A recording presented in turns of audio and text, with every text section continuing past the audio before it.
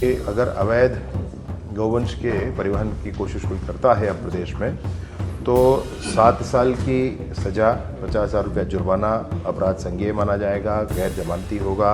मैंने सक्षम अधिकारी के अनापत्ति के बिना वो परिवहन नहीं कर सकते हैं और कोई अवैध परिवहन करते हुए पकड़ा जाता है तो उस पर तो कार्यवाहियाँ होगी, जैसे 7 साल सज़ा आदि आदि मैंने कहा। साथ ही साथ गाड़ी मालिक पर भी कार्यवाही होगी। छत्तीसगढ़ में गौ तस्करी करने वालों पर अब सख्त कार्रवाई होगी।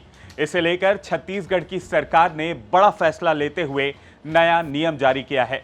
प्रदेश के गृह मंत्री विजय शर्मा ने बताया कि गौवंश के परिवहन के लिए अधिकारियों से लाइसेंस लेना होगा। गृह मंत्री ने यह भी कहा कि गौ तस्करी करने पर अब 7 साल की सजा और 50,000 का जुर्माना लगेगा। साथ ही बेगुनाही का सबूत अब आरोपी को ही देना होगा। गाड़ी पर फ्लेक्स लगाना होगा कि पशुओं का परिवहन हो रहा है। गृह मंत्री ने कहा कि नए नियमों के मुताबिक गौवंश का अवैध परिवहन करना एक संज्ञेय अपराध होगा और ये गैर जमानती होगा। अगर अवैध गौवंश के परिवहन की कोशिश कोई करता है अब प्रदेश में तो 7 साल की सज़ा, 50,000 रुपया जुर्माना, अपराध संज्ञेय माना जाएगा, गैर जमानती होगा और मैंने बर्डन ऑफ प्रूफ ये सब कुछ जो ये हैं अपराधी हैं उनके ऊपर ही होगा। दूसरा विशेष रूप से आपसे इसमें कहना चाहता हूं कि मैंने सक्षम अधिकारी के अनापत्ति के बिना वो परिवहन नहीं कर सकते हैं। पुलिस के माध्यम से भी हर एक जिला में राजपत्रित स्तर के अधिकारी इसमें नियुक्त होंगे, नोडल अधिकारी के रूप में नियुक्त होंगे और कोई अवैध परिवहन करते हुए पकड़ा जाता है तो उस पर तो कार्यवाहियाँ होगी, जैसे 7 साल सज़ा आदि आदि मैंने कहा। साथ ही साथ गाड़ी मालिक पर भी कार्यवाही होगी और गाड़ी भी रात-सात किया जाएगा। मतलब ये सारी चीज़ें स्पष्ट हैं। अगर शिथिलता दिखती है पुलिस की, अगर ये दिखता है कि पुलिस इसमें संलिप्त है, ऐसा कुछ दिखता है तो पुलिस पर भी कठोर कार्यवाही तुरंत ही की जाएगी। ये बहुत स्पष्टता के साथ मैं इसको कहना चाहता हूँ।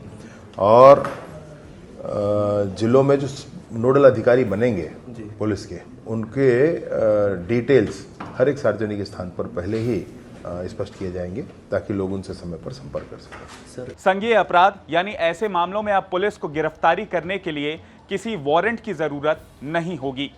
ये नियम सिर्फ आम लोगों के लिए नहीं बल्कि पुलिस वालों के लिए भी कड़े कर दिए गए हैं। अब अगर पुलिस ने इन मामलों को गंभीरता से लेते हुए कार्रवाई नहीं की तो वो भी नपेंगे। गौ तस्करी पकड़े जाने पर पूरी रूट के पुलिस अधिकारी दोषी होंगे। सभी के सर्विस बुक में नेगेटिव रिमार्क दर्ज होगा और 5 नेगेटिव रिमार्क मिलने के बाद पुलिस वालों के खिलाफ डिसिप्लिनरी एक्शन लिया जाएगा। अवैध परिवहन होने पर गाड़ी जब्त भी की जाएगी। अवैध परिवहन करवाने वाले की संपत्ति भी कुर्क होगी।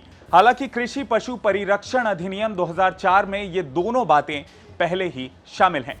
गृह मंत्री विजय शर्मा ने बताया कि लाइसेंस देने के लिए नोडल अधिकारी तय होंगे। इनके नंबर हर थाने में सार्वजनिक जगहों पर दिए जाएंगे ताकि अवैध परिवहन की जानकारी लोग दे सकें। बता दूं कि करीब 1 महीने पहले रायपुर के सहारनपुर में 3 युवकों की कथित तौर पर मॉब लिंचिंग में हत्या कर दी गई थी। आरंग क्षेत्र के तीनों युवक एक ट्रक में मवेशी भरकर ले जा रहे थे। इसी दौरान 10 से 12 युवकों ने उनका पीछा किया। उन लोगों ने ट्रक को महानदी पुल पर घेर लिया।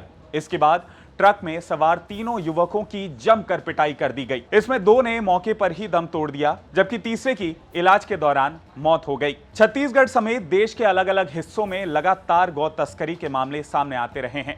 इन्हें लेकर सरकार अलग अलग गाइडलाइंस और नियम तो लेकर सामने आती रही है, मगर इसके बावजूद तस्कर कभी लग्जरी गाड़ियों के जरिए तो कभी पानी के रास्ते तस्करी का रास्ता खोज ही निकालते हैं।